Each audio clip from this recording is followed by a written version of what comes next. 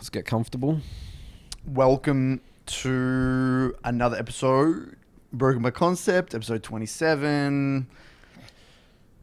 Here again on the couch, yet again. I'm going on a trip. Do you want to tell the audience about your trip, Curtis? Yeah, I'm taking a little bit of a break. Curtis and break? Where does that come from? I actually haven't even told my Discord yet. Yeah. Or by the time this comes out, Got it. I would have You'll sent break the news. message. Yeah. But yeah, I'm going on a little winery weekend away, 2 nights. It's going to be so good for you. Yeah, it's good. I need to mental refresh. With no phone. I'm going to turn off my phone. No one can contact Curtis. I'm going to be off the grid. For 2-3 days? Hopefully 3 days off the grid. Imagine that. You're going to have to fight withdrawals, though, when it comes to... I'm going to have withdrawals for sure. I'm going to want to check my phone, check the Discord, check especially the when you, like, YouTube. wake up or, like, there's, like, those lull states in, like... You're like waiting for like the bus tour or waiting something for like that, waiting for breakfast. Because everyone around you is on their phone. Everyone's on their phone. So all I'm going to have is a book. You just carry around this book with you. That's it. So when you're whenever you're in a lull state, you I want to try and like not even have a book. I just want to like just there. Be present. Be present. It's like an exercise for you. I'm gonna have a crack at doing that. Fun. This is the first proper holiday of my life, by the way. It is, isn't it? I've never had a proper holiday. This is my first proper holiday. Because I mean, every time we went overseas, that wasn't when we were. That wasn't a holiday. We were working for dials. This is it. Wow, it's like your first official holiday, like without your parents. But like when you're younger, you're not really like. Well, like do you still view them as holidays? I traveled with one of my ex-girlfriends to Japan. Yeah, that was a holiday. I don't know, but it didn't feel like a holiday because I hadn't worked. Got it. So like I was still at uni at the time. Yeah. Okay. So you view a holiday differently. Like you have to work to earn a holiday. Yeah, because I've worked my ass off this entire year. Yeah. Like now I've earned. I think in my own mind I've earned a holiday. Yeah, that's subjective, Curtis. Subjective, but yeah. Anyway, it'll be good. So take this weekend off, have Christmas with the family, try and switch off a little bit. Yeah, it's coming up to Christmas. Either way, we got one. When's Christmas? Is it next Friday? It's about a week from now. So Christmas Eve is the Thursday. So then it will be this episode, and then one more episode, and then Christmas. No, we could probably do one on Christmas Eve. Yeah, we will, but it won't get posted. I need to get one of those Christmas hats. Maybe we can get one from downstairs. Yeah, that's such a good idea. We should both wear one. Yeah. Christmas episode. Yeah. And maybe we can have a drink. Yeah. Maybe that episode. Eggnog. Maybe that episode we just do questions. Okay, that could be interesting. A special just Christmas episode. Just to catch up on everything. Because we got a lot of questions in the back burner still. Okay. All right. No, what is that? Is that a good thing? Yeah, that'd be interesting. That'd be fun. Maybe we can get some feedback from the community on that one, see if they would love that. Anyway, today, Nathan. So you've been really distressed today, Curtis. There's actually a few important things we need to cover. And this one really... Is distressed the right word? You're like, okay, so I am distressed, yeah. You're concerned. Yep. Distressed. Yep. A little bit annoyed. Let's say annoyed and nervous. Nervous for the future. That's correct. About what, Curtis? I'm not even nervous. I'm nervous now. For people now. Okay, got it. Well, the effect that I mean, there's so many areas here. Do you want to start on the 1v9 one, or we talk about the Twitch one? Twitch one is the big one here. Well, your problem is with gaming culture. Gaming culture. That's what I'm saying. Okay. That's what you're distressed about. Okay. Yep. So 2 things. Are you over-exaggerating, Curtis? Well, let's figure it out. Let's explore this topic. Is it a serious issue? Is it fine? Or maybe it's all just fine. Maybe it's all in my head. I don't know. Let's expand on it and explore this.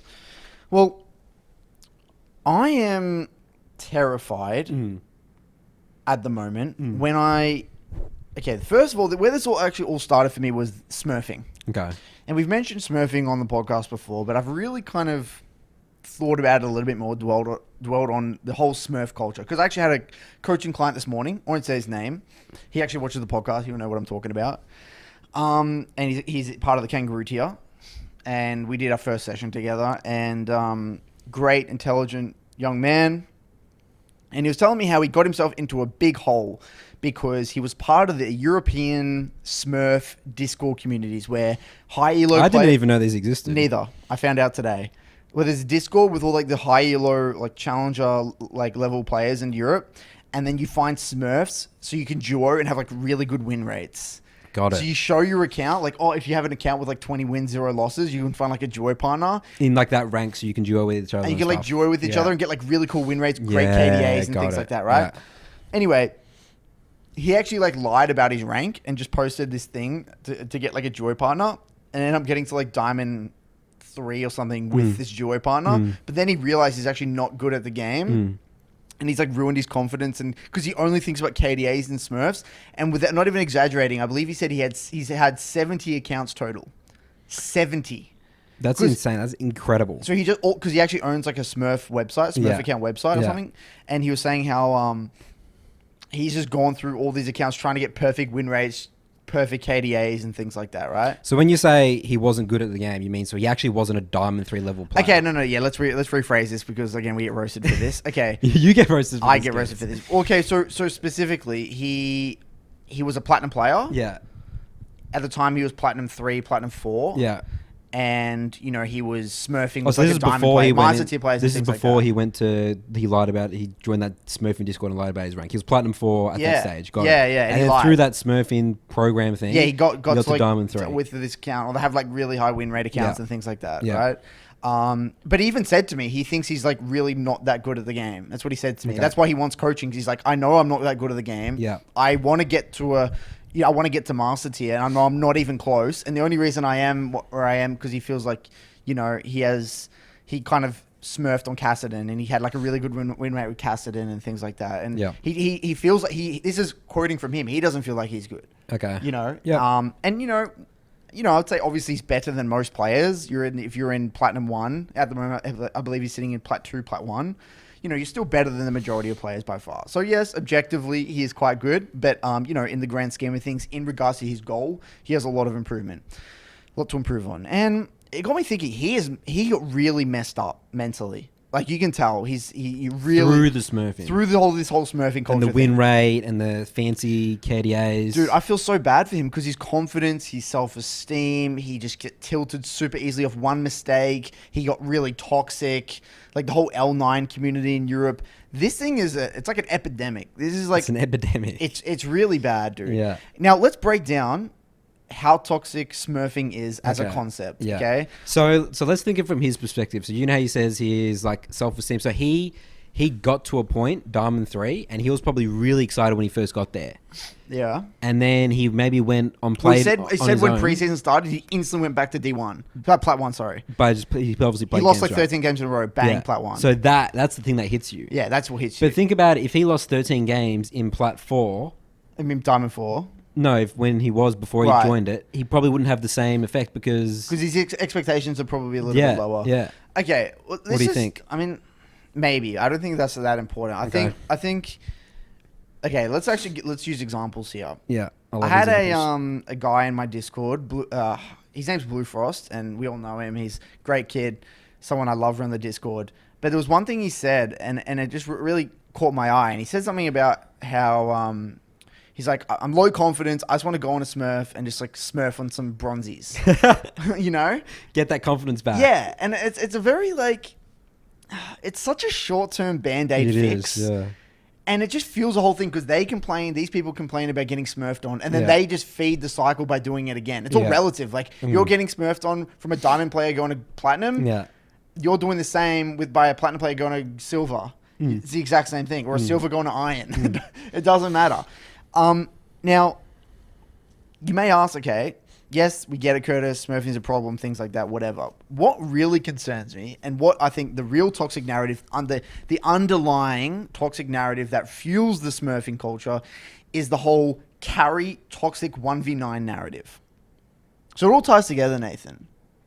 So 1v9 carrying, I mean, that's essentially what Smurfing is, because you don't need to worry about your team. Yeah. Your team, that's the term. That's 1v9, basically you're against your teammates. That's what it means, right? Yeah, when you think about it. So people say, I think 1v9, it's carrying. It's like you're actually viewing your teammates as the enemy. Let's break down 1v9. What does 1v9 mean? So you could say 1v5, right?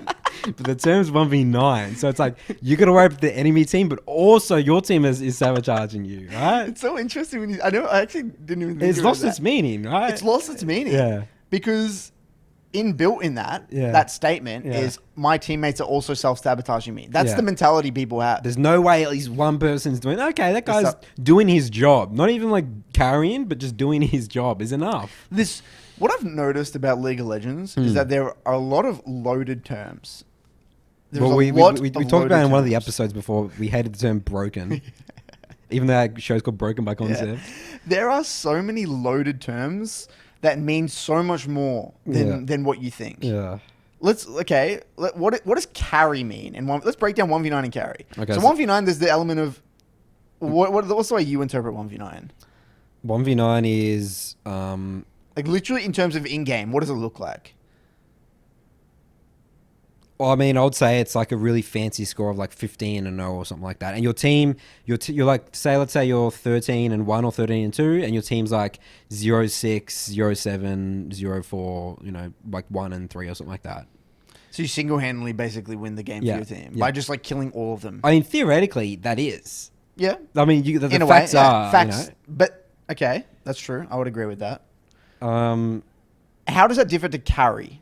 Or are they very similar? And carrying, you can carry by minimizing. Like, let's say you're playing weak side. Like, I would view carrying, let's say if you're a top laner and your jungler is putting all resources bot, you're doing your job by playing weak side and being like, and then they're trying to dive you and just backing off the tower. You let the tower go. That guy's carrying. And he'll end the game 0-3 and like 6 assists maybe. And people will view him as like, no, he did his job to win the game.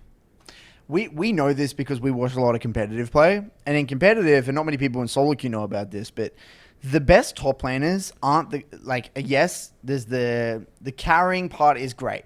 You have those top laner carriers that play Jace and like Nuggery. Camille, Fiora. They take over the game. That's great. That's an amazing skill set to have, and it's very important in a top laner, especially nowadays, that you have to have a carry-oriented top laner.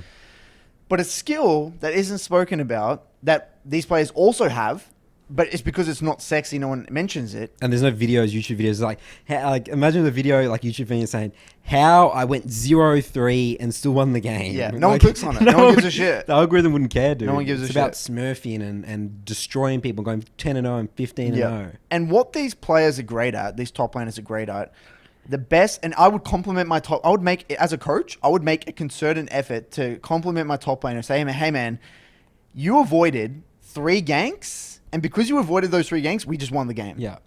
Their nexus exploded because as a jungler, if I'm failing those 3 ganks, I'll know that that's how I lost because the game. If you said, if the jungler goes bot and gets those successful ganks off, but the enemy jungle can't get anything topside because you've thinned the wave perfectly, you managed the wave perfectly, you always backed off, you got Krugs off spawn, you defended the red buff, you did all this stuff. That's game-winning shit. You were carrying even though your scoreline's 0-0-0. Yeah. You're literally carrying the game. Yeah.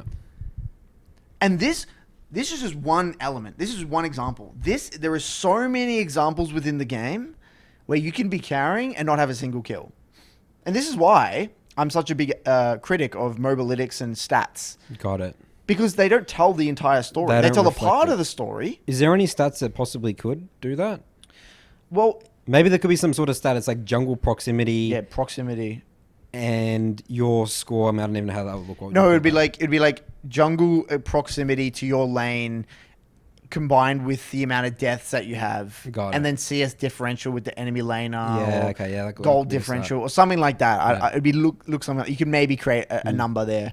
But anyway, I'm just talking about the key stats that you usually see on OPGG, like, what do they call it? The OPGG score and the KDA and the CS. Like, that doesn't take into account impact. Yeah. Game impact and pressure and things like that. But anyway.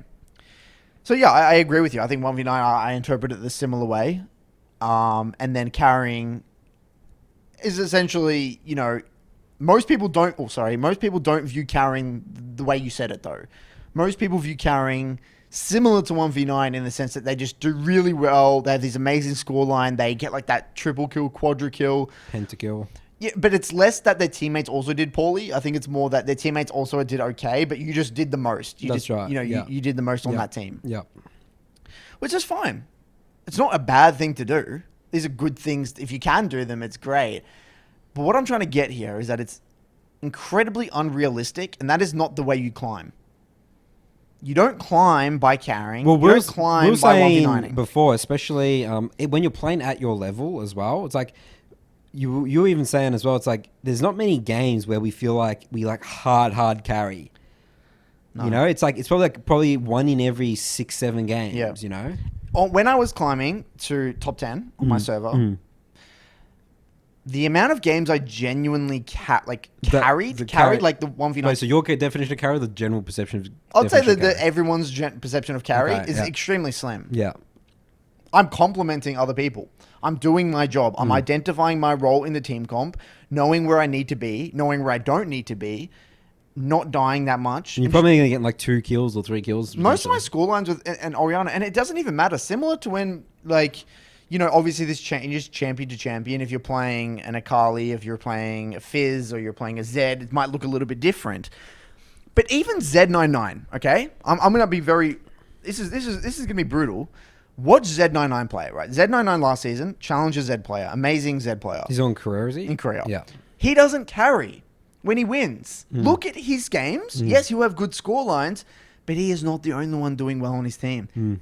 He is always getting someone else ahead. He's always playing with his jungler. He is never, ever, ever carrying. Like, just single-handedly carrying. He's a carry within a game. He's not the only carry. Okay? And he's climbing his challenger. Yeah, you got like 1,000 LP with Zed. Yeah. And that's your statement. You know? And it's just that... But, okay, we can sit here. This is why I'm so nervous and so scared about the future. We can sit here on this couch doing this podcast to the 1,500 people who watch our videos. You know, we're going to make a little bit of a dent and we're going to explain some concepts that not many people know. But we are just a mere drop in the ocean comparatively to what is going on in Twitch TV.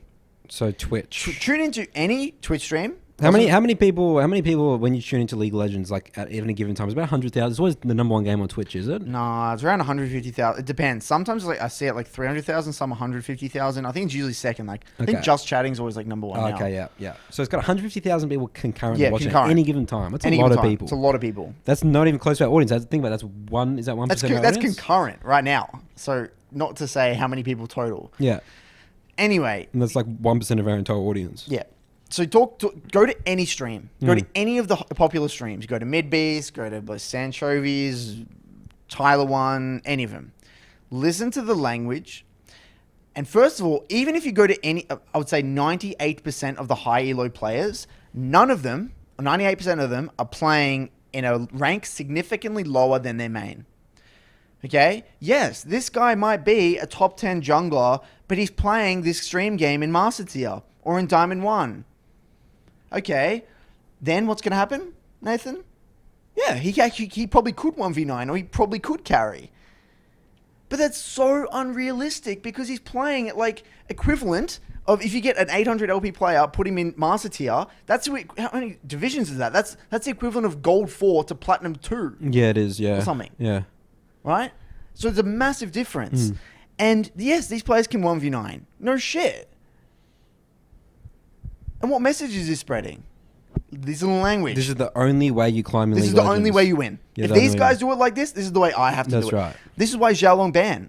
The Echo player that Midbeast hypes up. I don't even like watching him. On his stream, he only plays in Diamond. Does he really? He doesn't even stream. He duos and he plays in Diamond. Yeah. And he just boosts now. He doesn't even play high elo games. Yeah. Doesn't stream high elo games often. Yeah.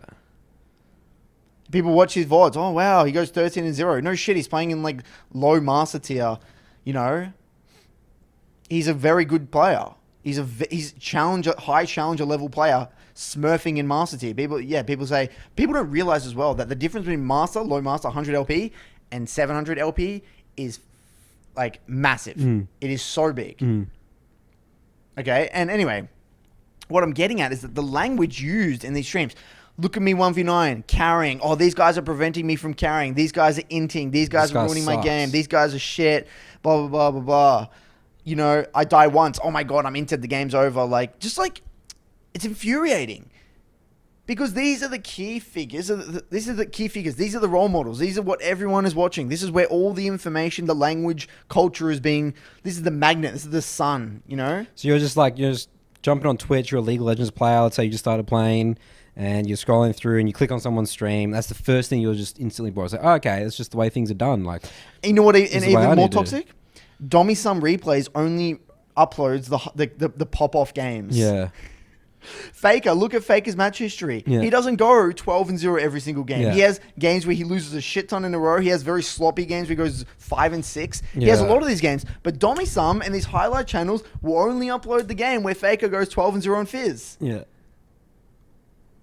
We're fucked. yeah, yeah. Well, What are we going to do here, Nathan? We're fucked. So this is funny. So I actually have a series that I started, Zero Death Jungling, right? Okay. Which is like pretty much what you're describing. I mean, I'm in some of the games I'm not playing my elo.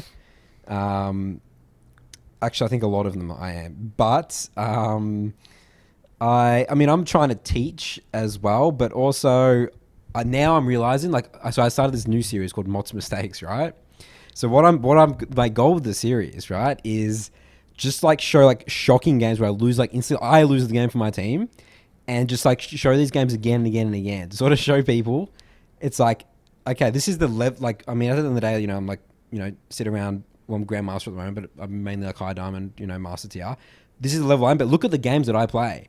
These are basic mistakes that I'm making. It's like. But I'm still at that level. So it's like, okay, you can make these mistakes as well, but you can still be climbing in, your lower elos and stuff like that. And like, I mean, you can learn from my mistakes as well. So what, like my goal is a series, I love it. It's awesome. Imagine if like, I want people to come to my content and be like, this guy must be the worst player of all time. And then they check my rank and like, oh, what the hell? Like that surprised me. That's awesome. That's what I'm thinking like to do. Like again, Yeah, I just like highlight people just screwing up again and Yeah, again. that's and again, what we need over and more over of. again. Everyone needs to do that. Yeah. But I mean, I'm gonna get. I have like an audience of like 100 people. Just like, yeah, go Nathan. Like, keep making these. That's what I'm mistakes. saying. We're like a improving. drop in the ocean. This is what I'm scared about. Now, Yeah, this is just causing so many frail mentalities, though. yeah, Think about it, because I see it in my Discord all the time with players. They're like, I just couldn't 1v9 this game. They post a screenshot where they're like 13-0, Yeah. and their team's like and they just lose the game even though they popped off. The percentage of games that are going to be like that is so slim, and that is just not how you climb. Watch Dopa. Dopa does not carry. Yes, you can say he plays Twisted Fate so he can't carry, but even just fundamentally, he plays Orianna. Orianna's a carry in a way. He doesn't play like a carry. So when you say, I think we need to clarify because I can definitely already see the comments. Yeah, we're out. going to get the comments saying, oh, you're not talking about Akali and shit like that, right? Well, no, it's like, okay, well, Dopa, yes, he can carry like that in Platinum and Silver and Gold, right? Right. But what we're saying here is like a gold player doesn't randomly become challenger and can carry like a challenger in his gold games. It's so right? unrealistic. It's going to be really slow, It's like gradual me process. going into the gym and then like seeing like, some Arnold Schwarzenegger like bodybuilder, like lifting all his weights. Yeah. And like someone like telling me, you can be like this. Yeah. And like, look how easy. No, that guy does my weights. do- Look how easy this is. I can do it with one hand. you know? No shit you can do it with one hand. You've been doing That's it a for great twice analogy. as long as me. That's a good analogy, yeah. You That's know? right, yeah. It's And like... we're sending the wrong message here. And then what happens as a result is that these guys go into the solo queue games, they go like 6 or like they go like 5-2 or 5-3, and then like they win maybe go like 5-3-10. It's like an Akali, and they think they're just I'm just so trash. I can't carry. What am I doing wrong? Dude, you're doing amazingly. You won that game. Yes, you made a few mistakes, but that's great. You're taking the steps to get better. And again, the what these players do because they're playing at a lower elo, it's not replicable. That's just not a standard game of League of Legends. If everyone is playing at that rank, the game won't look like that. That's right. It just won't look like that. Yeah. And it's really scary. And I'm scared because what's going to happen is that this is going to affect the confidence, the ego, create fragile self-esteem and all these things for these younger kids growing up. That leads them into like, okay, like I'm gonna get this elo, and then I'm just gonna smurf and win rates and like KDA and stuff like that. If I hear win rates and smurfing and KDA one It's more like, hey, fucking look at time. this guy's win rate, man, on this Holy thing. shit. I'm so proud of the fact. You know what I love when I say Challenger? Yeah. I look for the players that have 2,000 games in Challenger with a 52% win rate. Yeah. They're a fucking good player. Yeah.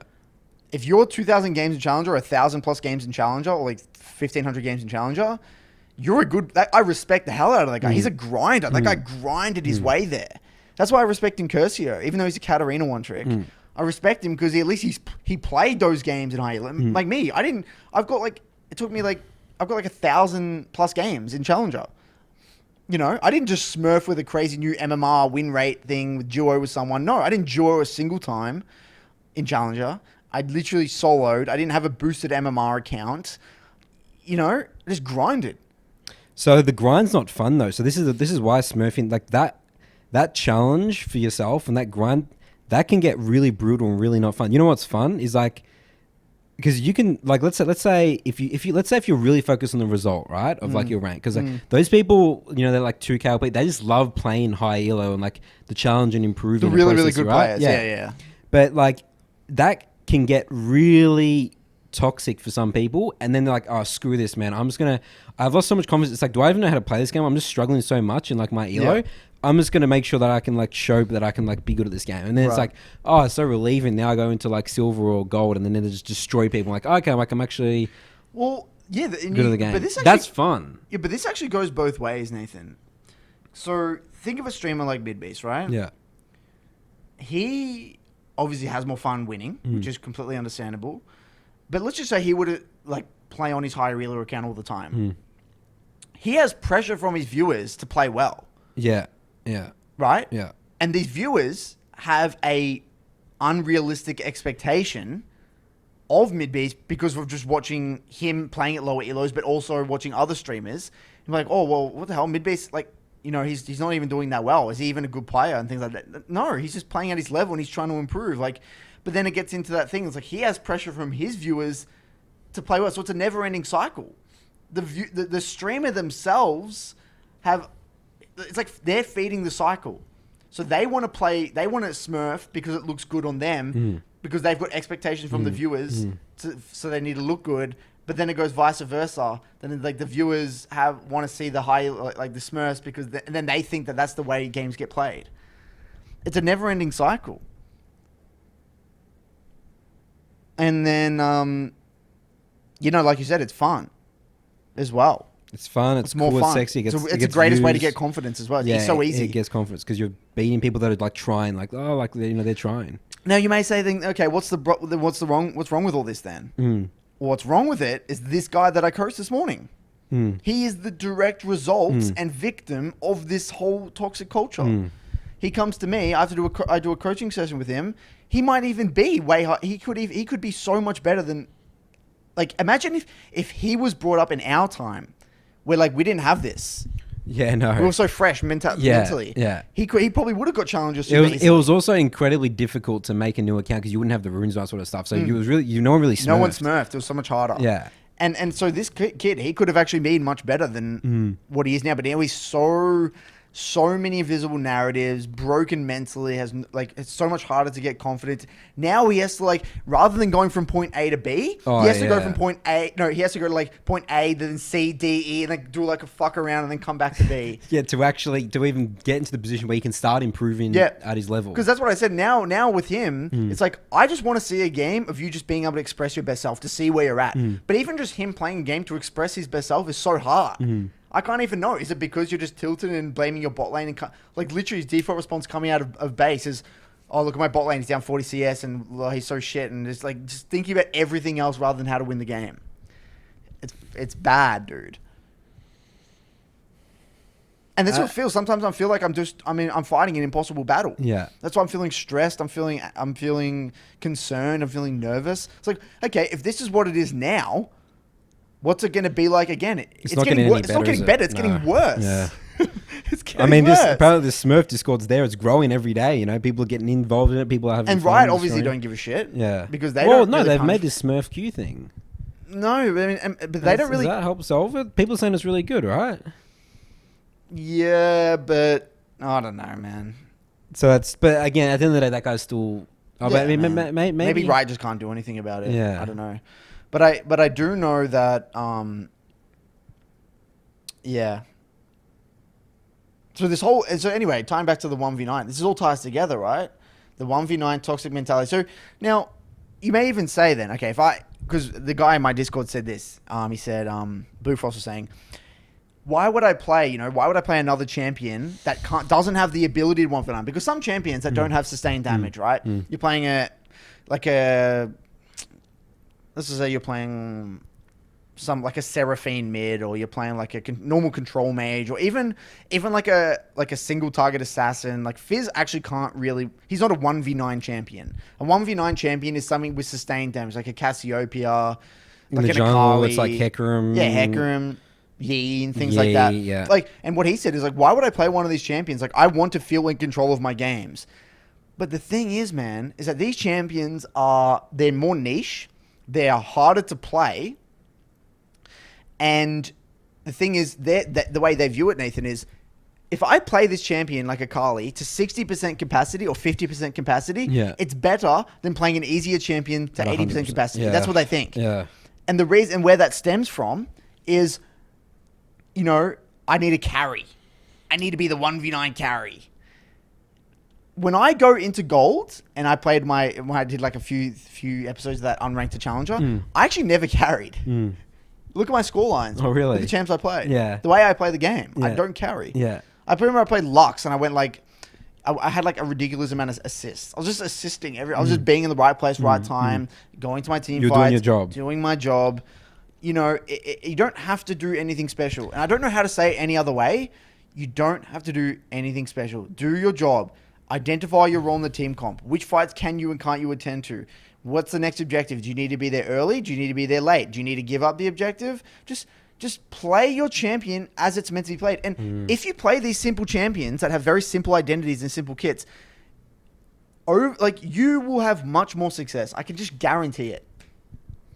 And once you get to the higher levels, high plat, yes, you can expand your champion pool. Yeah, I got asked this question as well in my Discord about... he said, well, because of the 3 champs that I'm coaching right now, Nunu, Eve, and Hecarim, it's like, why would we... aren't Heck and Eve just better carry champions? Like, why would we play Nunu, right?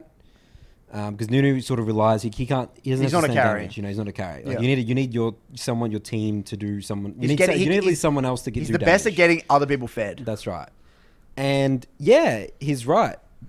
They are Heck and Eve are better 1v9 carry champions, but Nunu still has his role, his strengths and weaknesses. Hecarim and Eve can't gank as well as Nunu can gank. That's his strength. Yeah, the strengths and weaknesses. I actually prefer. I would much prefer to verse an Eve or Hecarim than Nunu. Yeah. Yeah, as a laner you would. Yeah. But as a jungler, it's not in your control and that sort of stuff, right? Because then you can't 1v9. It's like, but I mean, at the end of the day, right? Like, you're still, as Nunu, you're learning how to play. You're still learning skills. How to gank properly. What's a good gank? What's a bad gank? How do I let other people in my team carry? How do I play a tank as a role? I mean, playing a tank in League of Legends, that's another whole skill set. How do I play team fights differently? Sure, it's not as hardcore carry. But again, it's like, you carry in your own way. Well, and this ties into the one of my favorite topics is losing gracefully. I love that, losing grace. It's one of my favorite terms in the game. Yeah. Like you're gonna get countered at some point. You're gonna get countered. You're gonna mess up, or your jungler's gonna play somewhere else. Rather than having a tantrum, a panic attack, and just like complaining that your jungler's not playing towards you, figure out a way to soak up the most amount of pressure while getting the most amount of resources and giving the enemy the least amount of opportunities. How do you do that? Do that. Okay, you need to thin waves. You need to ward to your strong side. You need to save your TP. You need to stay healthy, take very non-committal trades. You need to ration out your mana.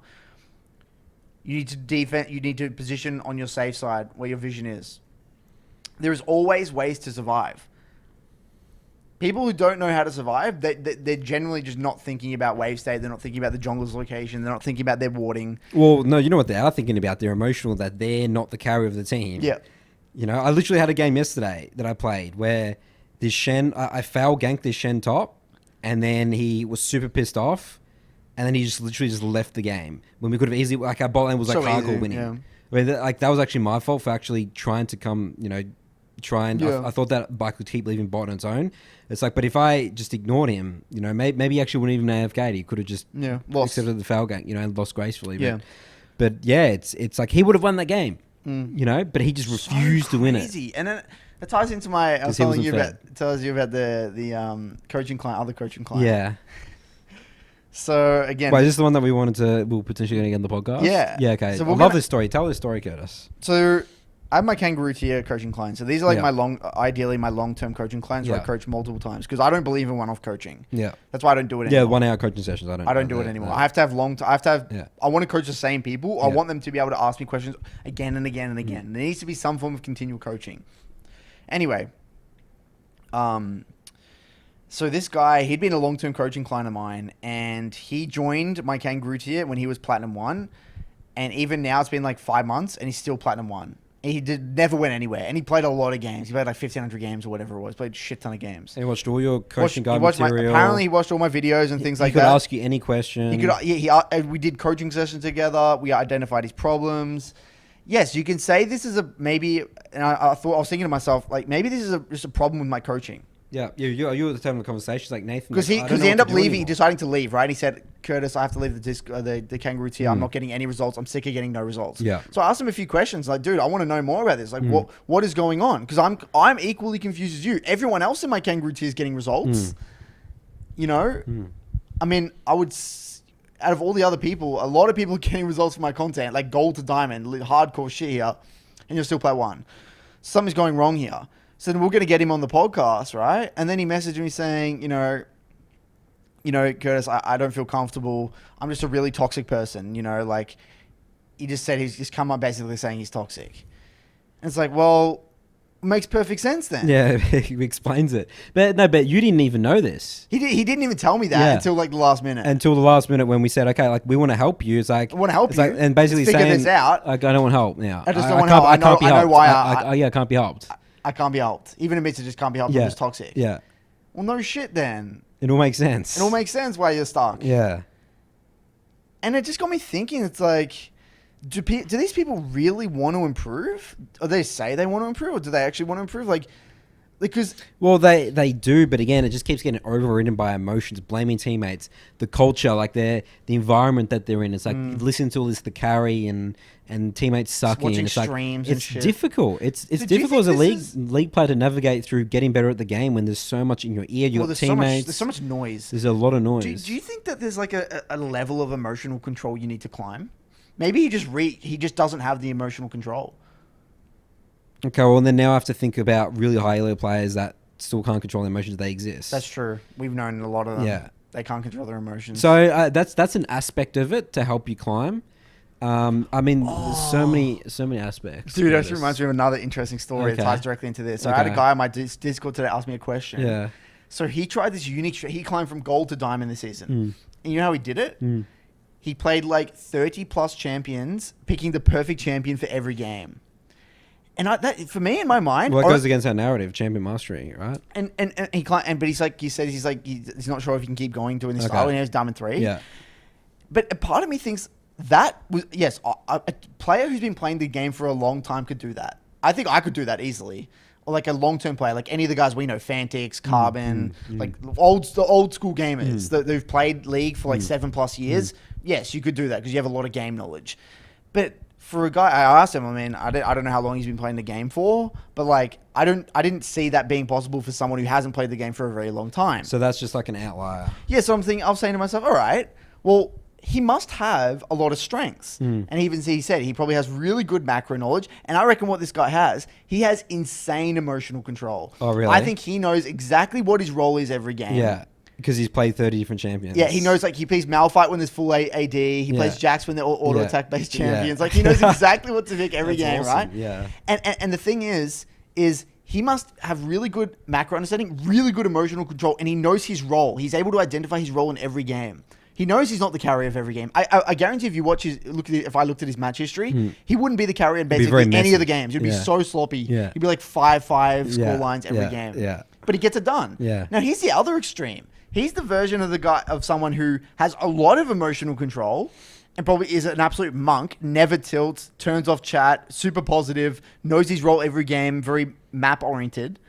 And then you got the other extreme, people who are one tricks, but are like super toxic and just tilt off the face of the earth. You got to find the middle ground. Both of them usually get stuck around Diamond 4. Diamond 4 is that cutoff point where like people just get really fucking stuck. They suddenly need to start working on their weaknesses. So I told him, you need to stop this ASAP. I said, look, you can get away with it to around low diamond, but you're going to be capped. Yeah. Because champion mastery becomes incredibly important. Yeah. Diamond, if you want to climb to like Yeah. high diamond, like master tier plus. Yeah. Like in my opinion, it's basically impossible to climb to master tier unless you have a lot of champion mastery. And yeah, I told him that he needs to hone in on one role. He needs to pick a champion of at least three champions, and you just get into it. He can't just do this anymore. And by the way, for anyone watching this who's going, oh, that sounds cool, I want to do that. Don't do that. I think he's an outlier. And he probably, and I said to him, I said, he probably is just a good gamer. And if he did this other thing, if he just honed in on champion mastery and did those champions, he probably would have got challenger. Yeah, he could have got grandmaster or challenger. Yeah, he seems like a naturally good gamer, a very focused, diligent person. Yeah. He could have had better results, in my opinion. It got me thinking, man. Compare that with this other guy. It's so many like mentality-oriented problems with League. It's so fascinating to me. People self-sabotage themselves. It's like, it's crazy, isn't it? It's, you know, not taking responsibility, excuses, all that sort of stuff. It's a fascinating game, isn't it? So I asked a question to you before. I said, would you let your son play League? Yeah. In the current state. In the current state, because right now, I look at where it is and where it's heading. I mean, I'm scared. I mean, I'm staying here and doing what I do, and you're doing what you do because we need to be here to change things. Yeah, we need to make it. We have a responsibility to make an effort to. Yes, maybe we're only going to tweak it a tiny little bit. Well, because from personal experience, we've seen where that road leads you. Yes, we've seen it at the highest level. These people get very messed up. Yeah. Well, I mean, as you as well, you were becoming very toxic. You were really toxic player. One of the most toxic players. And I was incredibly negative in real life. Yeah. It actually affected my real life all the time. It complemented my depression and everything tied together into a very toxic jumble mess. It fucked me up. And you took ages to get back on that path. Oh, yeah. A lot through luck as well, right? Yeah. I could have stayed there. Yeah, so... I'm passionate about this because I can see how it can ruin people's lives. And I was that egotistical wow kid like I talked about. Because the cop-out excuse, Nathan, is that just don't play League. Yeah. Just don't play games. But yeah. This is going to flow and affect to other areas at some point. Yeah. You know, I mean, I believe it anyway. So you would let your son play League? No, you said you wouldn't. You wouldn't let him touch League. I don't know. I need to think about it, but a part of me thinks like no. My reason was yes, because they need to see what the world's like. You know, and then you said, well, is League really the real world? It's like, I don't know. League's like Westworld, dude. It's like some crazy artificial world. All the people in the game, they're like hosts. Yeah. And they're just like designed to just abuse you and just make you do shit. You know, like Westworld, the hosts are like designed robots, to satisfy you and like make you feel confident and like a beast. It's the opposite. It's the complete opposite in League. Because you'll have the exact same experience no matter what server you're on. What elo you're playing in, you have the exact same experience, right? Because it's just the experience, the League of Legends experience. So I'm saying I would let them. So you just educate your son somehow. Yeah, it's like. What would you say? This is what people are like.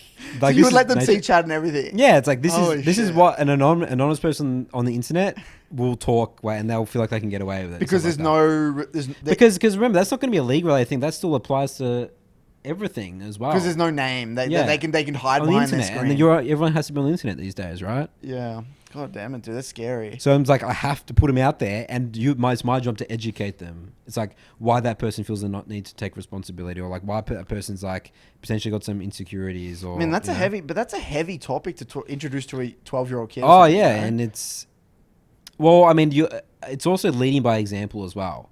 So I mean, like as a parent, you have the most impact on, I believe, if you do it well. I mean, I don't have a kid, so I don't know yet. But from what I understand, is that your upbringing is very important. So I'll make sure that I'm leading by example.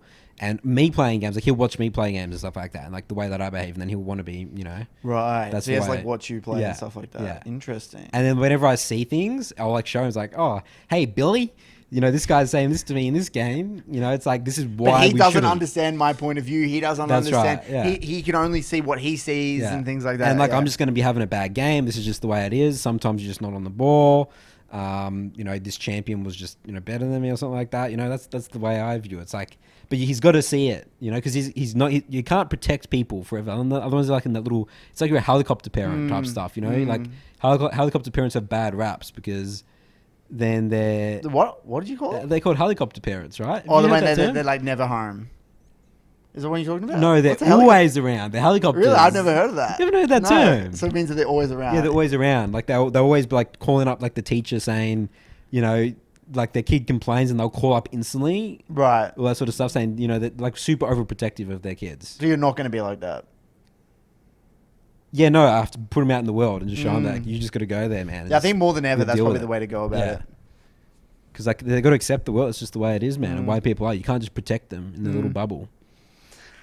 Yeah, I mean, it's something I would have to think about, man. But it's more like probably what age? I mean, 12, man, that's pretty heavy shit. Yeah, it is. I mean, you'll be. I mean, Maybe like 14. There's some people that I know. Like, I think Will started playing League when he was like 8 or 9. You know, Wow. like people are playing pretty young these days, man.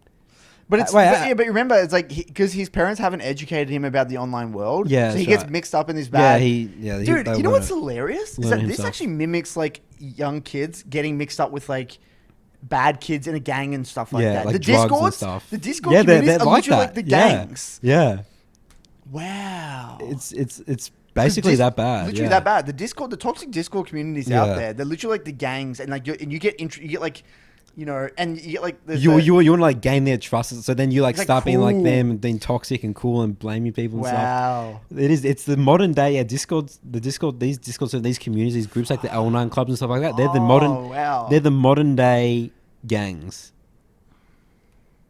Like they're not as violent. Yeah. Oh, but it's just as toxic though. I guess they are violent. Yeah, They're violent in a very more violent. subtle way. But it can have very large effects on people. Like, I mean, they can get people to kill themselves and stuff like that, dude. Some really toxic shit out there. Scary. Wow. I mean, this is intense.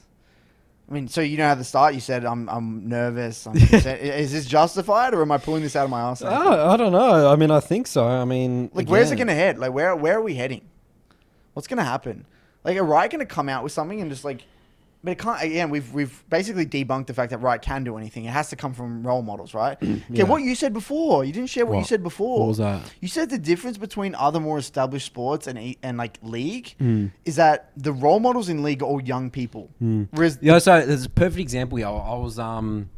I was watching that series on Netflix called Queen's Gambit, right? Okay. And I mean, obviously this is a fictitious thing, but basically it's like about this young girl, like she like grows up playing chess and she studies all these like greats, right? And she actually ends up at the end versing one of them, right? And it's like this super really old, like really wise guy, and she beats him. She versus him. spoiler, fuck me. Oh shit! I was just spoiling everything. You out. spoiled the whole thing. Okay, well, like spoiler alert, all right? So, After you say the spoiler alert, guys. but okay, even if you should still listen to this because this is just an important story as well, right? Yeah. So she beats some of the younger guys, and they don't even shake her hand or anything like that, and just walk away, right? Oh, wow, yeah. And she beats this old guy, right? He was one of the greats. And then he like sort of just like smiled and then said to her, like, I think I might have just played one of the best chess players of all time, right? And she like smiled and stuff like that. This is someone like she looked up to, right? And instead of all the younger guys that, you know, just went off and things, like this guy actually respected her skill level, right? And then it's like, that's so interesting because I feel like that wouldn't happen in League. Like, let's say if you're like a really good player, and then the younger kid beats, I mean, you lose to that younger kid, you're like just like angry, you know what I mean? You'll be that guy that walks away, you know? And it's like these older people, these role models, like think about someone like, let's say if Roger Federer like retired from tennis, like, or like, you know, like here's someone that a younger kid looks up to, like he's a very professional, like if let's say if someone's been toxic to him, like he would just be understandable, and you know what I mean? Like he'd be very composed and be like, okay, this is how you could be a better tennis player or something like that. Like that doesn't exist in League because just for time and just sheer time. And I just feel like that all the current role models and everything like that in League, I mean, you know, people that are viewed as role models, like, you know, the streamers and stuff like that, the Smurfers, it's just the blind leading the blind. They got famous in a way for the wrong reasons. They're good at something, but they got good at it for the... I mean, again, I'm not going to say the wrong way. Like, they're still good at the game. There's some good things There's there. still good things, but it's like... They're pushing this like wrong message. The wrong message. And that's why I'm scared is that they don't even know the message that they're pushing. Yeah. Just through the language, through all this stuff. Yeah. I mean, will this change? Do you think this is just because League is so young? Or do you think maybe is League just a young game? It's just always going to be like that? I think it will slowly change as the bar for the top level is pushed further. Right. So those people who are just like really mentally unstable and toxic and things Or like you let's think they like, won't be able to get there? I could say that you could not be a challenger player if you're toxic, because you're going to be versing these people that like are very professional, very structured. Like, because at the end of the day, we know that not taking responsibility, like toxic, like you can't be a high performing individual with these traits. You can in league right now, but in let's say the best sports in the world, like I was watching chess, like these guys, like back in like the 60s, 70s, like they're all like have very structured ways of like playing the game. Like perfect examples like that Magnus Carlsen guy. He's like a really fit, active guy. He's not what you would view as a chess player. No. Because the bar's being raised so high. It's like, that chess grandmaster story you said as well. Oh, about yeah. They spend most of their time actually doing exercises, Yeah, like rather than, So like everyone's trying to find 1%ers and stuff like that. People trying to push the bar. So it's like, it's going to be so difficult to get in Challenger that like you just need like this baseline of like schedule, structure, practice, and mentality. Yeah, I could see that. In like 20 years or so. But you can get away with it now because, I mean, I think this has to come from top down. It has to come from the most yeah, and it professional will orgs. come from top down. The orgs, yeah, and the way they're well, ran, yeah. LCS and like orgs are important. the academy players and the way they're ran and things like that. It'll coaching take staff and time, and it stuff. is getting more and more professional. That's where it's going to be. Well, I mean, yeah, the more money that goes into it, people are like, well, I want a bit of that. How do I get that? Okay, like I got to be, a professional athlete. Yeah. Bloody hell, man. Super interesting. There's actually one last thing I wanted to touch on here. Because I think, by the way, this conversation that we've had today, this is going to be a non-stop. I mean, this is going to be something we're going to revisit absolutely all the time. Yeah. We have to, and we have an obligation to do right. so. Yeah. But one of the other things that just cropped up to mind, something little. I remember Jonathan Brown. We had him on the podcast. He used to speak about this concept where he thinks why League is such a great game was because, okay, if you think about League of Legends at the most fundamental level, you have 5 players on your team or 4 other teammates, and each of these 4 players around you, they are seeing things in their own lane or their own whatever's happening on their screen. They're seeing things, right? Whether it's the timing of them killing a jungle camp or whether it's in a lane, literally abilities used, minion wave status, resources, gold amounts. Like there's just information that only they have, right? Now, and he compared it to military. When you have a military operation, if you have multiple people spread out, they're all seeing different vantage points. They're all seeing different areas. They literally have differing pieces of information. But they have voice comms and they're able to communicate these vital pieces of information instantly. They have code words. They have ways of saying it and spreading it, and they have systems to pinpoint pieces of information to share. Not only what is necessary, but like in a very effective and efficient way. Think about League. There's no voice comms. You have typing, and on top of that, typing is already an inefficient way of saying things. And you have to put your hands off the keyboard to like type something. You got to be clicking. And on top of that, people don't even know what information to share. So when something happens or something goes wrong, it makes sense for someone to get frustrated or angry because they don't know what the other person knows or doesn't know. Yeah. They don't know that the jungler doesn't understand what was happening with this lane or what they didn't know. It's frustrating for you. It's very obvious for you. For me, if like my jungler like screws up this game, it's like, why would he do that? I'm sitting on this amount of gold, I have this amount of resources, and my wave was in here, and I'm playing this champion. That's not what I want. This is why at the most fundamental level, I always recommend my players to call off ganks proactively. Like, you don't want this gank, do you? Then why are you letting it happen? But you got to have the confidence in your ability to be able to make that call. And that's tough. You got to know your champion. That's where champion mastery comes in. You got to know your champion well enough to understand. What's a good fight? What's a bad fight? What's looking good for me? What's my strength? I don't have my ult. And if you don't have self-confidence, you doubt yourself, and then you just let that gank happen. That's right. It will go wrong. Yeah. And you're like, oh, I knew that. And then like you'll just blame your jungler. Or like subconsciously you'll blame your jungler. Or you'll blame your teammates and feel like the game is out of your control. But it's really not. That was easily avoidable. So it's just a concept that not many people... I mean, we haven't really spoken about. I wanted to dedicate a big portion of an episode to voice comms. Okay. Like whether actually should actually introduce voice comms into solo queue or not. Okay, we can talk about that. Not right now because It's a long one. It's a long one. Because I want to talk about the pros and cons and everything like that. But I mean, pings an effective way? Definitely. Pings are effective. Yeah, that's an effect. That's a form of communication. Yeah. But some people use it incorrectly. It's the way you sometimes. use it, Yeah. the manner you use it. Yeah. And again, sometimes it's not clear what it means. Mm. Yeah, I just wanted to raise that out there to get people thinking, and maybe this will allow them to be a little Yeah, it's bit like more a bit more empathic. more empathy. It's like, okay, it's like, yeah, these plays. League is a complicated game. Very like, complicated game. Not everyone has the same information. It's like, who knows? Someone could have randomly been distracted by a spouse or a partner, like in real life. Like, you don't know what they're doing at their computer.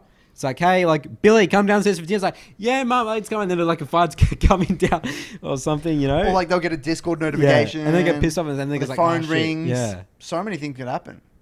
Yeah, I've had to take a phone call before. It's probably lost me a game. Because then I had to be like, yeah, like half distracted, half thing. Yeah, it's true. You don't know what's going on. Mm. So, let me leave it there. Yep. On questions. Yep, we'll move on to some questions now, and then that's going to be it of episodes. I mean, no, don't go anywhere, guys. Like, we have don't go questions. anywhere. Where are you going, man? It sounds like we're ending the hell? podcast. All right, we'll be back in just a jiffy, guys. All right, welcome back to Nathan's Mailbag. I love how I just randomly just named it that. It's actually you took ownership. I took of ownership of it because all the questions come to my email address. No, it doesn't. I'm just kidding. It's a shared email address. Shared But you email. never check it. I check it all the time. I check it all the time. Do you really? Yeah. Oh, okay. So you know this question then? I read them.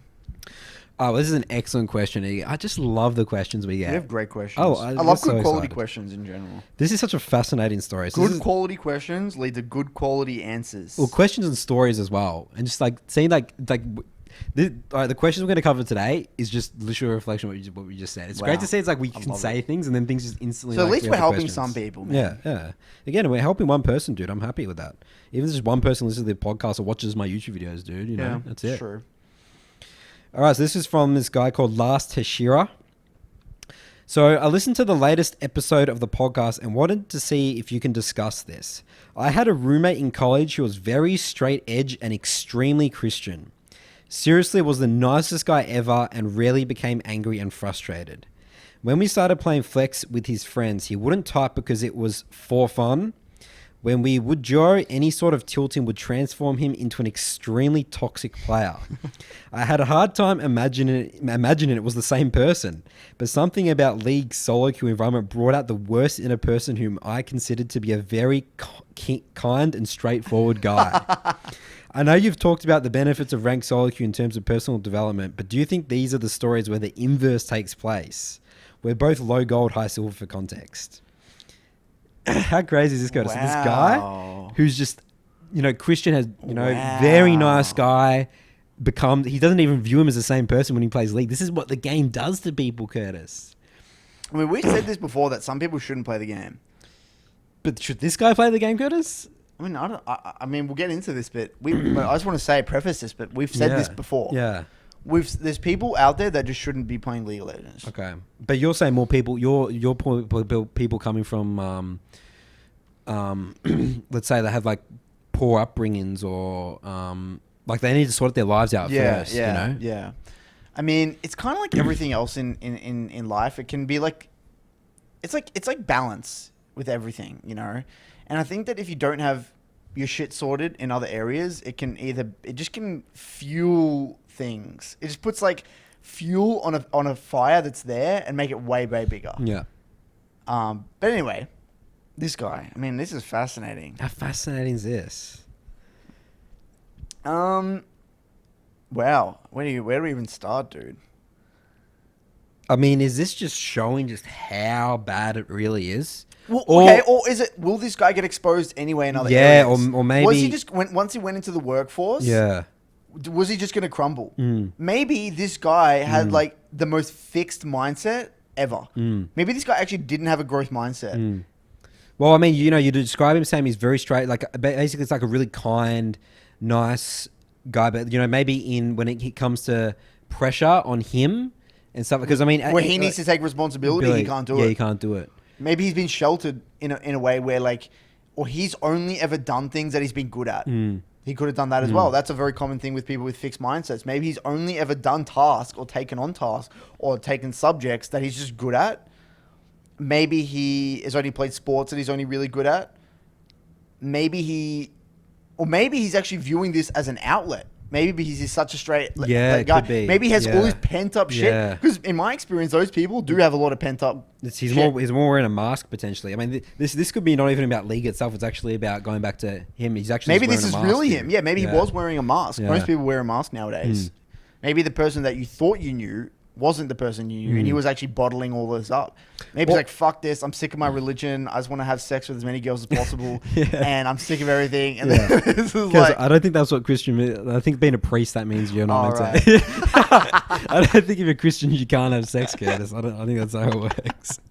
Anyways, you can tell how much Curtis knows about this sort of stuff. But also, when you said the nicest guy, sometimes, be careful with the word nice. Sometimes nice is... fake. It's actually, you actually do it, like, you could view it as not nice, genuine, but it's authentic. like they're actually not nice. You know what I mean? Like, sometimes the nice things to do is not the right thing to do. Dude, in my life anyway, my very limited time on this earth, I'm only 25 years old. Yeah. The people that, like, literally in my first immediate experiences, just tell me something that catches me off guard, Yeah. like saying, like, they'll say me something that makes me feel uncomfortable. I actually trust them more. Than someone that's trying to be like nice. Yeah, if someone's just only didn't I talk to you about this last episode where when I go outside, I feel like people I talk to are like fake actors. Oh yeah, that's right. Yeah. I don't trust those people at all. Yeah. But if someone would be really genuine and say, dude, come on, man, like, I don't know. They just said, why do you even, what's the benefit of gaming? Or they say something that really catches you off guard rather than saying, oh, that's really cool, man. Like you're in an Uber and someone's like, you tell them about what you do. Yeah. And rather than, oh yeah, that's really cool, man. That's, but deep down they don't agree. But if the guy actually said, so how do you make money? Like, how is that profitable? Yeah. Like, is It's it a even great good? question. I'm like, oh, okay, this guy's actually interested. Yeah. He's pretty genuine, Yeah. and it's a pretty confronting question. Yeah. So yeah, I mean, I think that's one element to this for sure. I mean, I don't want to psychoanalyze your relationship with this dude, but No, I mean, not his relationship. Just this guy that he's talking about. Yeah. so it could be a lot of things going on here. Essentially, so either he was wearing a mask, and this is him at his true self has really come to the forefront. 2, he has like a fixed mindset. He's only done things that he's ever really been good at, and now he's frustrated because like he's not good at it, and he needs to take responsibility for his gameplay and his actions, and he's getting punished for it, and he's just blaming other people around him, and he feels frustrated, and he doesn't know how to improve. Because in every other thing, usually whether it's like sport, there's like immediate coaches. You go to the gym, there's trainers. In league, coaches aren't like still accepted. No. And then maybe 3, he could just be, again, like you said, I don't know, putting on a mask and frustrated and letting it out. Maybe using it as a venting tool. I don't know. Yeah, I think you're spot on there. I think it actually goes back. It's not actually League's fault. League's is just showing, maybe League's a good tool. League's just a catalyst. Yeah, it's like a catalyst. Yeah. I mean, if you're a very healthy, switched on dude, I think it can be amazing for personal. I mean, I've seen it. I've had a guy. He's a 35-year-old dude, and he loves our podcast. He has a really weird Discord name. His name's like Replacement something. But he always sends me amazing topics, amazing articles. He's the one who actually sent me that article about the steroid use, the placebo pills. But he loves League as a hobby because it allows him, it's like a form of personal development.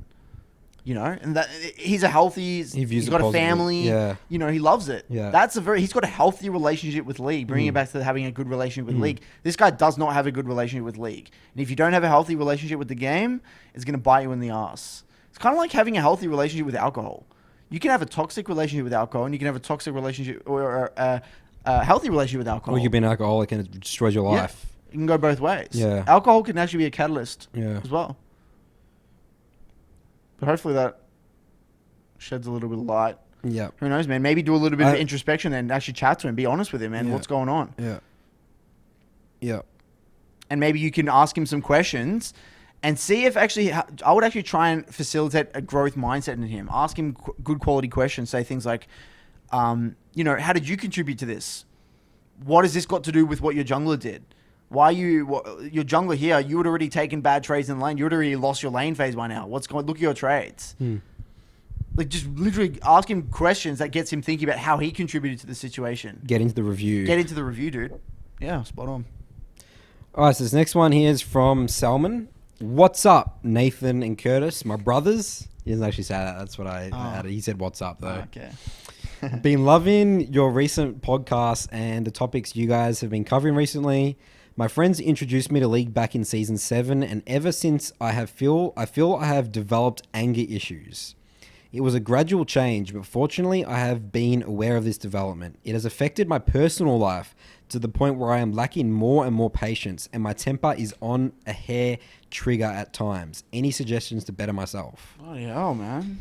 This is just a rotation, man. This is the thing, dude. Yeah. I mean, I think this all ties together with what I said before with the streaming culture, gaming culture, like the unrealistic expectations set on players. The carry, you got to be a 1v9 carry. You're going to improve overnight. You got to watch this 3 tips for climbing out of diamond, climbing out of gold. Here's the secret to climbing, like all that shit. No, it's a slow grind. It's painful. I mean... So he's developing anger issues, Curtis. So firstly, does he need to take a break from the game, you think? If he's getting to a point where... I would 100% recommend taking a break. That's probably first step, isn't it? Take a break. It's holidays, Christmas time. Spend some time with your family, friends, relax, unwind, get into some reading, watch some movies, spend time with your friends and stuff like that. Just relax. Okay, next step I'm going to have to say is I think you need to figure out why you play the game. Connect with your goal. What's your goal here? Why are you playing? You're going to get frustrated and angry. Yeah, like I think that if you don't have a goal, understand why you're playing League of Legends, it's just going to make you angry. I actually, when I don't have a goal, I actually genuinely don't enjoy playing the game. Yeah. There you go. I play worse. I get angry.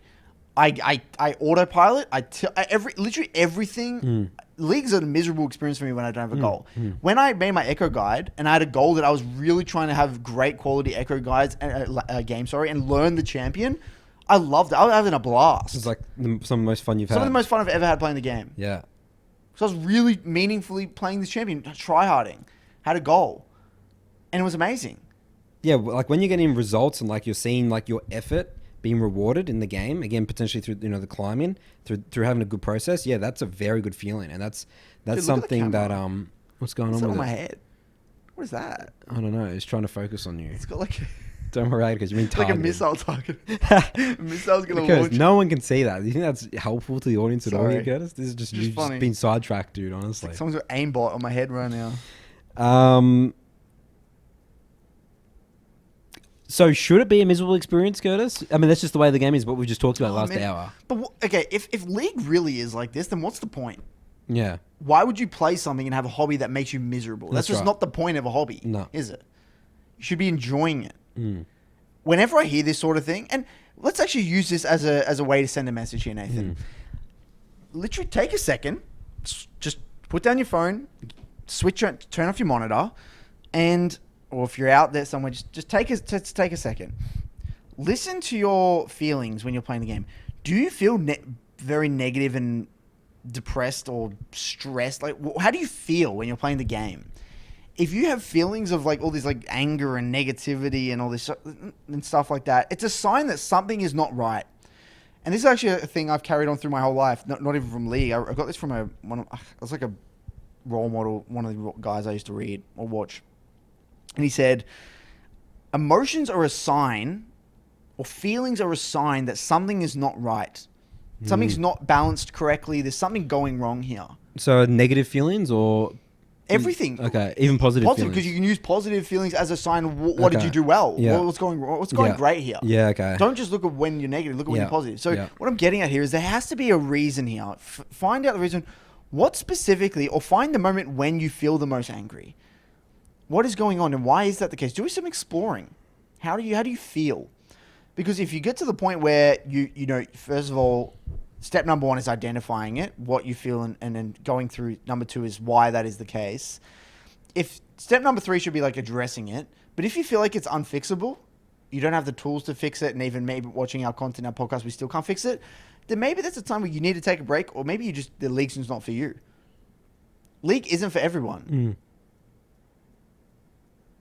I mean, yes, that's bad for us because less people are watching our content and things like that. But who cares, dude? It's about you guys and your happiness. And if you're not enjoying the game, then I would seriously reconsider. So for you, Selman, there's something going wrong here. Whether it's the way you're viewing the game, whether you have this toxic 1v9 mentality, whether you're stressed about your champion pool, whether you have unrealistic expectations about your rank and how fast it was to get there, whether it was you're not having review sessions, you're not reviewing your game, so you have no idea what's going on, so you're feeling frustrated, you're not muting chat, and when you actually let people's toxicity get to you, you're worried about your promo series when you should be thinking about setting your goals way higher than that. You're comparing your results to your friends. There's a trillion things that could be going wrong. I love it because how you just powered through that with no saying or anything like that right there. Yeah. Just because you're so experienced with like all these things. It's All like, the you could reasons. write just like a book right here, guys. Literally write a book. There's so many reasons. You just powered through like 10 reasons right there. It could be probably There's multitude. way more. Of them. You know, I could go on forever. Yeah. So do some introspection. And once you've identified what is potentially the case, you know, then we can do some work there. But I mean, it could be a lot of things here. So get into it, listen to your feelings, identify it, and take the steps from there, man. There's a root cause. There's a cause there. You're not just angry for no reason. But start with number one. What Nathan said: set a goal. If you haven't already got one. All right, we actually just had another question just coming literally God. right there, man. People are powering through these questions, man. It's like getting overwhelmed here. All right, so we'll do this last one here. Again, we'll potentially do an only questions episode next time. Yep. All right, so this one's from Tiago, called "My Girlfriend Wants to Learn League." Interesting. Tiago, potentially is how you pronounce it. So my girlfriend wants to learn League, and I want to be able to guide her the best way. That's why I'm contacting you guys, because I remember that jiu-jitsu coach. She already made the tutorial and some co-op intro games. It's been a mess because she has no gaming history. She can't even remember to maintain her hands on the keyboard. I want to ask for someone that is literally starting from scratch. What's the first thing to focus on improvement? And after that, can you help me with this? This might help other people as well. Thanks, guys. Love, heart. fascinating. This is pretty cool, isn't it? Cool. That's an Teaching awesome. someone. I always think about this. So I mean, so you're teaching your girlfriend there. I'll be like thinking about teaching my dad. Yeah, yeah. You know, Or not my dad. Yeah, My your dad dad's a actually, gamer. He actually is a gamer. I'm thinking about my mum. Or yeah, let's say. Because my mum, when she types on the keyboard, she has to look at the keyboard. Oh really? And I meme her about it all the time. Oh, really? That's awesome. Because she says, Curtis, go away, don't watch me. Because she gets stressed when I watch it. Because Oh I'm really? just like, she's like this, like, dun, dun. It's like aggravating me, and she always awesome. and she gets frustrated with me when I'm there. Especially your whole house as well. Because my brother's a hardcore gamer, my dad's a hardcore gamer. On the computer, you know? Everyone lives on the computer apart from my mom. All right, so where do you start with? So yeah, obviously that's such a good thing. Yeah, that's going to be a real problem. Maintain her hand on the keyboard, like mouse clicks, right? I would say that's just square one, man. I would say That's where you got to start, right? I would say just go into co-op versus AI, and she needs to just literally don't even teach her about the game. No, you can't teach her anything about the game. Just have a feel for like. Well, firstly, I mean, you to explain all this stuff. I mean, obviously, that's what teachers in the co-op is like. Okay, don't get near towers, right? Because they will, kill you. Yeah. So she needs to learn. Basically, the most simple concept is like just hitting minions and getting gold. So, firstly, controlling your character. No. Okay, what I struggle with, this is actually something that I genuinely struggled with when I first played MOBAs, was being able to put my fingers on QWE. Oh, really? And being able to move because I actually struggled. Because you're on WASD. Yeah, and I actually struggled moving my forefinger from E to R. So notice how your E, your forefinger actually... It's not on R, It's actually not... You don't use four fingers. You actually use three. And then your your forefinger has to alternate between the two. Yeah. I really struggle with that. And I would actually that's get hard, overwhelmed. Yeah, that's actually hard. And I was like, oh, wow, this is great. Because that's why I was so bad at Guitar Hero. Because I was like, I couldn't do that extra one where you had to move. On Guitar Hero, I was fine when it was like all four. Yeah. But when you had to use the fifth one and your pinky had to alternate from the blue to the orange or whatever it was, I struggled. So, I mean, what I would recommend is literally, I wouldn't even think about the game itself. Okay, you don't think Last City Minions is? I mean, I guess because isn't that an exercise to learn control? No, but maybe start with support. Okay. And you play AD carry, and then you get her just to get comfortable with like not looking at the keyboard. Yeah, okay, yeah, so that's the first. Set goal. a challenge for her to like you're not allowed to look at the keyboard. Yeah, you're only allowed to look at the monitor.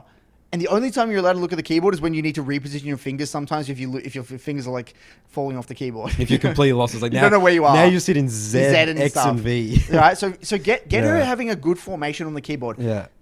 For me, it's like, your pinky should be used for like shift. You should be able to move your forefinger from E to R, and my thumb is actually on space bar. Okay, so get her having like a pretty optimal hand control on the keyboard, and set a challenge. Don't look at the keyboard. Only look at the screen. The screen, and then also get her used to like just throwing out abilities. Just get used to the way they feel. Stick to like one champion as well for starters. Don't overcomplicate. What do you recommend? Do you think Lux, because she teaches you skill shots, or we shouldn't be getting into skill shots at all? Janna, Lux, Lulu. I think Janna's just a great... I played Janna at the start. It was one of my first champs. Actually a really fun starting champion. Lux is also fun. Any of those really beginner, Soraka, Sorina, things like that, very basic enchanters, I would say it's a good start. But the problem is you make sure once she does get competence in terms of keyboard, because that will be a relatively smooth process. That's just the amount of games played. You just got to play games. You got to play more experience. Like that's going to take like 50 games or something like that. You're going to be struggling for like 50 games. Once that's done, what I would recommend is like try to get her experimenting earlier on with like make her uncomfortable with all-in supports. If I was like really serious about my girlfriend playing League, the biggest mistake you can do is get them to just only play enchanters. Get them playing all in, because that actually teaches them a whole nother part of the game early on. So you don't just fall in the habit of like, I'm only comfortable in playing Lulu, Nami, and Soraka. That's actually a really bad hole to get into. And that's why so many of them, because they're only comfortable in that and they never got outside their comfort zone. You need to get her outside of her comfort zone. It's sort of like the same analogy as like teaching a kid learning another second language early is so good, because it's so like easy. Then it's they just pick natural. it up so quickly, yeah. Versus learning it later. I mean, because that was also why one of my ex-girlfriends, right, was really good at League, because she never played support. She only played AD carry, and she could play mid and AD carry, and that actually made her better at the game because she didn't take the easy road by going only supports. But she was a natural gamer because she played games from a young age. Yeah. And she had a brother. She had an older brother that was a pro gamer, but that's what I would probably recommend, man. But it's awesome that she wants to learn. That means that's such a good thing. It's not like you're forcing her to learn here. It's like she wants to learn. And get her playing champs that she loves. Yeah. Some champs that she thinks is cool aesthetically. Yeah. The thematic of the champion is actually very important. Because then she'll want to like learn the champion. Yeah, like, master get the skins and, and stuff like shit that. on She's got to it. enjoy the champ. She's got to enjoy the champ. Yeah. But good luck with that. It'll be fun, dude. Yeah, let us know. Maybe she'll be diamond next season, dude. We'll see. We said only saying thanks for the advice, guys. She got diamond. Let us know. All right, well, that's going to be it for this episode of Broken by Concept. I love Broken by Concept. I love this. I love this cool, podcast. Is it? It's a cool podcast. It's a really cool podcast. I hope you guys enjoy it as well. I mean, I'm just having fun. Maybe even if no one watches, we'll just do it anyway. Honestly, right. It's just so much fun. Yeah, it's pretty fun. So we'll see you guys for our Christmas special episode. No, it's not the next one. It's the next one after that. Yeah, the next one. Oh, sorry, my bad. All right, well, you're just gonna have another boring episode next one. All right, no Christmas special next one. Yep. All right, see you later, guys. Have a good one.